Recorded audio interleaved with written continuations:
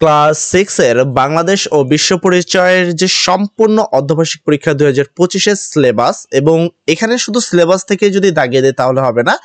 এই সাজেশনগুলো দেওয়ার জন্য আমাদের বইয়ের কিছু নির্দিষ্ট পৃষ্ঠা দিতে হবে, কারণ আমরা একটা অধ্যায় বলবো, একটা অধ্যায়ের সবগুলো কিন্তু ইম্পর্টেন্ট না। তো আমাদেরকে আজকে সর্বপ্রথম আগে দেখতে হবে বাংলাদেশ বিশ্ব পরিচয়ের বর্তমান যে অর্ধবার্ষিক পরীক্ষার সিলেবাসটা দিয়েছে সরকারি তরফ থেকে, সেই সিলেবাসটা কি এবং সেই অধ্যায়গুলোর উপরে বইয়ে কোন টপিকগুলো ইম্পর্টেন্ট সেগুলো তোমাদেরকে দাগিয়ে নিতে হবে, অর্থাৎ বই দাগিয়ে নিতে হবে, যেটা সহজভাবে যদি বলি। তো দেখো, প্রথম বাংলাদেশ ও বিশ্ব পরিচয়ের জন্য সময় থাকবে 3 ঘন্টা, পূর্ণ মার্ক থাকবে 100 মার্ক। প্রশ্নের ধারা বা মানবন্টন, সৃজনশীল প্রশ্নের জন্য 50 মার্ক থাকবে, অর্থাৎ 8টি সৃজনশীল প্রশ্ন থাকবে, যে কোনো 5টি উত্তর দিতে পারো তোমার মন মতো। সংক্ষিপ্ত প্রশ্ন থাকবে 15টি, তুমি যে কোনো 10টি প্রশ্ন উত্তর দিতে পারো। অবশ্যই সিলেবাসে প্রত্যেকটা অধ্যায় থেকে ন্যূনতম একটি করে প্রশ্ন থাকবেই থাকবে। তো 10টার জন্য তুমি পাবা 20 মার্ক। বহু নির্বাচনী প্রশ্ন থাকবে 30 নম্বর। সিলেবাস অনুসারে প্রত্যেকটা অধ্যায় থেকে 2টা করে থাকবে। এই হলো টোটাল তোমার 100 মার্কের মান বন্টন। এবার আসি অর্ধবার্ষিক পরীক্ষা 2025 সিলেবাস কি। দেখো, বলা হয়েছে অর্ধবার্ষিক পরীক্ষা 2025 এর যে সিলেবাসটা, সেটা হলো প্রথম অধ্যায়, যার নাম হলো সমাজ বিবর্তনের ইতিহাস। দ্বিতীয় অধ্যায় বাংলাদেশের ইতিহাস। তৃতীয় অধ্যায় বাংলাদেশের সংস্কৃতি ও সমাজ। চতুর্থ অধ্যায় বাংলাদেশের অর্থনীতি।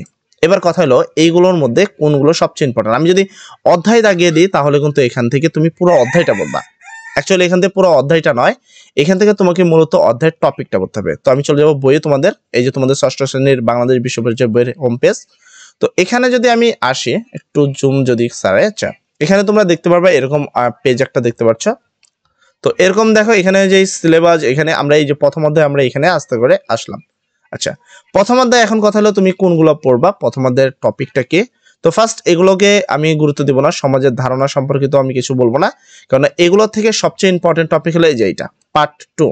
এই পার্ট 2টা তুমি একটু কষ্ট করে দাগাবা, ঠিক আছে। আমি একটু নিচে যদি আনতে পারি, দেখে আমরা একটু নিচে আনতে পারি কিনা। আচ্ছা, এই যে এটা, হ্যাঁ এখানে তুমি দেখো লেখা আছে পার্ট 2। তোমাকে এই পার্ট 2টা গুরুত্ব সহকারে পড়তে হবে, যেখানে লেখা ছিল হলো সমাজ জীবনে প্রাকৃতিক ও ভৌগোলিক পরিবেশের প্রভাব। এটা ইম্পর্টেন্ট, এই টপিকটা তোমাকে একটু পড়তে হবে মনোযোগ সহকারে। তারপরে তুমি এখানে দেখতে পাচ্ছ নিচে পশুপালন সম্পর্কিত বিভিন্ন কিছু রয়েছে। শিকার ও খাদ্য সংগ্রহত সমাজ, উদ্যোক্ত কৃষিক্ষেত্রের সমাজ, তারপর পশুপালন। এগুলো ইম্পর্টেন্ট না, এগুলো তেমন গুরুত্বপূর্ণ টপিক নয়, ঠিক আছে। তো তুমি এইখান থেকে এটা পড়বা, পার্ট 5 আর 6, যেখানে লেখা ছিল সমাজ বিকাশের বিভিন্ন স্তর, যেমন কৃষি, শিল্প, শিল্প বিপ্লব, পরবর্তীতে সমাজ, কৃষিভিত্তিক সমাজ। এই যে টপিকটা তোমাদের 5 পৃষ্ঠার, এই টপিকটা তোমরা গুরুত্ব সহকারে পড়বা, ঠিক আছে। এই টপিকটা তোমরা একটু দাগ দিয়ে নিবা এবং এই টপিকটা একটু মনোযোগ সহকারে তোমরা পড়বা, তাহলেই হবে। তারপর হলো বাংলাদেশের সমাজের প্রকৃতি, এটাও গুরুত্বপূর্ণ, এই টপিকটাও তোমরা একটু পড়বা, ঠিক আছে। মোটামুটি আমাদের প্রথম অধ্যায় থেকে আর তেমন কিছু পড়ার দরকার নেই।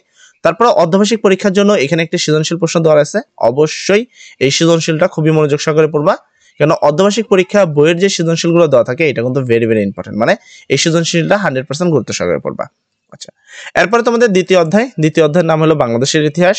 এখান থেকে যেগুলো পড়বা, মানে যে মেইন টপিকগুলো পড়বা, এগুলো তোমাদের পড়ার দরকার নেই। রাজনৈতিক ইতিহাস, নৈতিকের জন্য অবশ্যই পড়তে পারো, সেটা কোনো বিষয় না, বাট আমি তোমাকে নিষেধ করছি যে সৃজনশীল যেখান থেকে আসবে সেটার জন্য সবগুলো তার ইম্পর্টেন্ট হতে পারে না। আচ্ছা, এটা হলো পাল রাজবংশ, এটা তোমাদেরকে পড়তে হবে, এই টপিকটা পড়বা। পাল রাজবংশ, পেজ নাম্বার 10-10-এর নিচে যে পাল রাজবংশ আছে এটা তোমাদেরকে পড়তে হবে। পাল বা রাজবংশ থেকে প্রশ্ন আসে। তারপর পাল রাজবংশের পরে এখানে আর তেমন কিছু পড়ার দরকার নাই।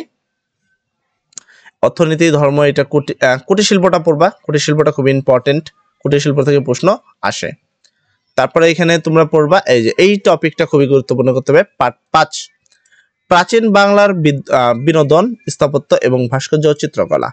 এই পার্ট 5-এ যা যা আছে পুরোটাই পড়বা, কেননা পুরোটাই গুরুত্বপূর্ণ, কোনোটা থেকে কোনোটা ইম্পর্টেন্ট কম না। আর এই পার্ট 5 থেকে আসলে মূল প্রশ্নটা করবে, ঠিক আছে। সকল ধরনের প্রশ্নগুলো তোমরা এই পার্ট 5 থেকেই পাবা, তাই গুরুত্ব সহকারে এই পার্ট 5-এর প্রশ্নগুলো একটু ভালো করে পড়বা।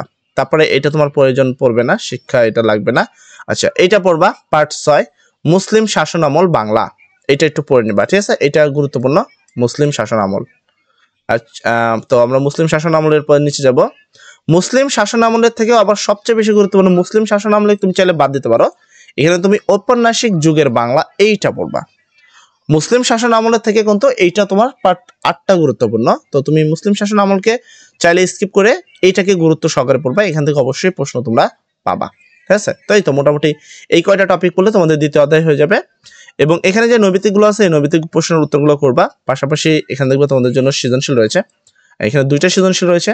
অ্যান্ড আমি তোমাদের রিকমেন্ড করবো এই 2টা সৃজনশীলই পড়ার, মানে সৃজনশীল 117 পৃষ্ঠার যে 2টা সৃজনশীল আছে, সৃজনশীল 1 সৃজনশীল 2 পুরোটাই হুবহু পড়বা। আচ্ছা, পুরোটাই প্রয়োজন। আচ্ছা, তারপর তৃতীয় অধ্যায়, যে অধ্যায়ের নাম হলো বাংলাদেশের সংস্কৃতি ও সমাজ। আচ্ছা, এখান থেকে আমরা যেটা পড়বো, সংস্কৃতির ধারণার দরকার নেই, সংস্কৃতির উপাদানের সম্পর্কে আমাদের দরকার নেই, বাংলাদেশের সাংস্কৃতিক ধরন এইটা পড়বা।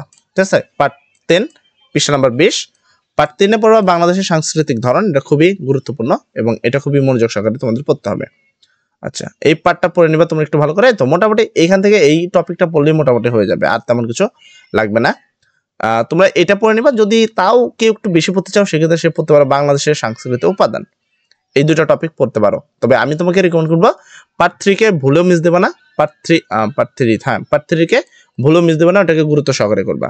পাশাপাশি এখানে তোমাদের জন্য একটা সৃজনশীল প্রশ্ন রয়েছে, বিশেষ করে এই সৃজনশীল প্রশ্নকে তো মিস দিবাই না, মানে এটা পুরোটাই ভালো করে করবা। ঠিক আছে, এটাকে তোমাকে পুরোটাই করতে হবে।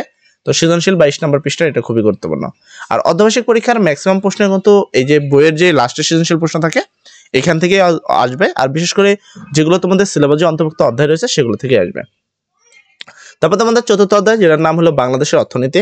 তো বাংলাদেশের অর্থনীতি থেকে যে টপিকটা পড়বো আমরা এখানে পড়বো না, এখানে তোমাদের পড়তে পারো এই যে গ্রামীণ বাংলা, মানে 24 পৃষ্ঠা নম্বর 24-20 চলে যাচ্ছে, এই যে এই টপিকটা বাংলাদেশের গ্রামীণ অর্থনীতি, এই টপিকটা পড়বা পৃষ্ঠা নম্বর 24, ওটা খুবই ইম্পর্টেন্ট। ঠিক আছে, পাশাপাশি ওটা পড়লে হবে।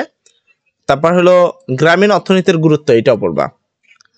এখানে অর্থনীতি বিষয়ে শহরের অর্থনীতি পড়ার প্রয়োজন নেই, বাট শহরের যেটা পড়বা সেটা হলো শহরের অর্থনীতির গুরুত্ব, এই টপিকটা পড়বা। ঠিক আছে, তো বাংলাদেশ গ্রামীণ এবং শহরের যে অর্থনীতিগুলো রয়েছে এটা পুরোটাই পড়বা, খাতটা পড়ার প্রয়োজন নেই তোমাদের। এখানে দেখো গ্রামীণের অর্থনীতি, গ্রামের অর্থনীতির গুরুত্ব, শহরের অর্থনীতির গুরুত্ব, এই টপিকগুলো ইম্পর্টেন্ট সহকারে পড়বা। এন্ড দেন বাকি এগুলো যা আছে এগুলোকে স্কিপ করো, এগুলো তোমাকে প্রয়োজন পড়বে না।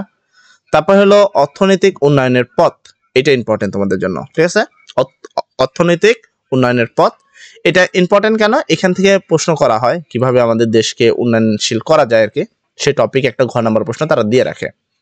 বাট আর তেমন কিছু লাগবে না, জনসমষ্টি মানব শব্দের উপায়, এটা প্রয়োজন পড়বে না। তো এই তো মোটামুটি এই কটা জিনিস যদি পড়ো তাহলে তোমাদের হয়ে গেল। আর অবশ্যই সৃজনশীলকে মিস করবে না, সৃজনশীলের প্রশ্ন উত্তরগুলো অবশ্যই করবা খুব মনোযোগ সহকারে, কারণ এই প্রশ্নগুলো থেকে কিন্তু প্রশ্ন হুবহু কম পাবা, আর এটা 100% গ্যারান্টি। এই তো মোটামুটি এই কটা যে কটা পেজ বললাম, এই কটা পেজ যদি তুমি ভালো করে পড়ো তাহলে তোমাকে কেউ আটকাতে পারবে না ভালো রেজাল্ট করা থেকে। তো সবাই ভালো থাকবা, সবার জন্য দোয়া করি। আসসালামু আলাইকুম।